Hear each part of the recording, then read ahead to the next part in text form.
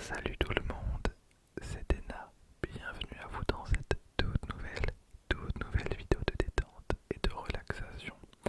Alors aujourd'hui, on est ensemble pour un tout nouveau concept sur ma chaîne. Voilà, dans cette vidéo, je vais te présenter ma collection complète de cartes Pokémon McDonald's édition 2019. Alors pourquoi j'ai décidé de vous présenter cette collection en particulier? Eh ben, comme je vous l'ai dit déjà, elle est complète, mais en plus j'aime énormément les collections McDonald's parce qu'elles sont tellement faciles à compléter, je trouve ça tellement satisfaisant. Il n'y a pas 300 cartes, voilà, on est vraiment sur des toutes petites séries, je trouve ça trop bien. Et en particulier, cette édition 2019, je trouve vraiment que les cartes sont incroyables. Vous allez voir les illustrations, elles sont totalement folles. Je pense que vous allez avoir certains coups de cœur pour ceux qui ne connaissent pas du tout. Alors on commence avec un Genipan avec attaque surprise. Lorsqu'il est attaqué par un Pokémon vol, il utilise ses antennes pour dégager une odeur nauséabonde, mais cela le sauve rarement. Voilà, n'hésitez pas à me donner votre avis et à me dire votre carte préférée parmi celles que je vais vous présenter. Coup de cœur un perso pour le Genipan qui est plutôt sympa. Ensuite on a Noix de Coco Talola. Noix de Coco Talola, donc le Pokémon fruit palmé. Alors, en grandissant, ses pouvoirs psychiques sont devenus inutiles, mais le pouvoir des dragons s'est manifesté à la place. Voilà, Noix de Coco Talola avec balancement tropical. Balancement tropical. Alors, vous l'avez compris, hein, ça va être très difficile pour moi de tenir 30 minutes avec 12 cartes. Le concept est relativement court, mais n'hésitez pas à bousiller le bouton like si vous voulez d'autres vidéos de ce style où je présente voilà, quelques séries de cartes en particulier. Ensuite, on a Magmar. Magmar avec feu contrôlé, lance-flamme.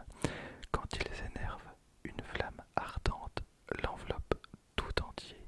Il ne se calme que quand son adversaire est réduit en cendres.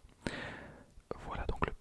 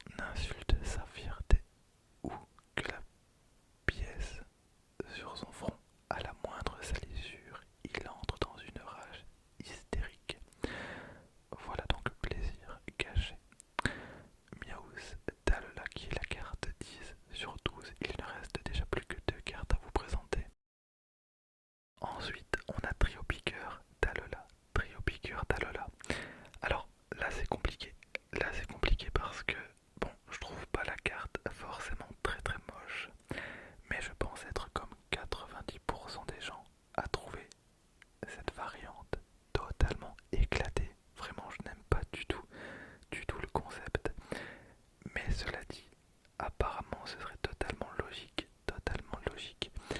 J'étais tombé sur une vidéo qui expliquait pourquoi c'était logique et apparemment ce serait un phénomène naturel qui existe dans la vraie vie par rapport au volcan. Bref, je ne saurais pas vous en dire plus, mais bon, en vrai j'avais été tellement déçu parce que c'est une époque où je regardais tellement de ligues pour me renseigner au maximum sur les nouveaux Pokémon et j'étais tombé sur une version de Topiqueur de type vol qui était incroyable.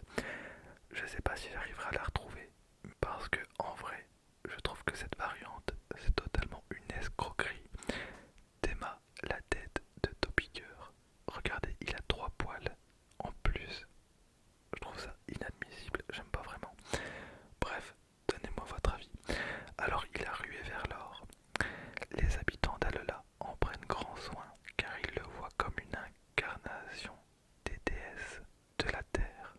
Ok, très bien. Et on termine, attention, avec une carte que perso, voilà, qui fait partie de mon top 3, qui fait totalement partie de mon top 3. On a le Evoli, donc en dernière carte. D'après les dernières recherches, il semble que ce Pokémon soit capable d'évoluer en 8 espèces différentes. Bon, ça date de 2019, donc à la limite, pourquoi pas.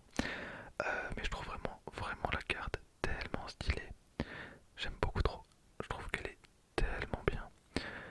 Donc voilà, le petit Evoli. Alors, très rapidement, je vous montre mon top 3. Mon top 3, mon top 3. Alors, pour mon top 3 perso, d'office, il y a Loclas et Evoli. Donc, je trouve que les deux cartes sont exceptionnelles. Par contre, pour la troisième, je vous avoue que j'ai un doute. Je sais pas vraiment laquelle choisir. J'hésite entre Sablette d'Alola, entre Oni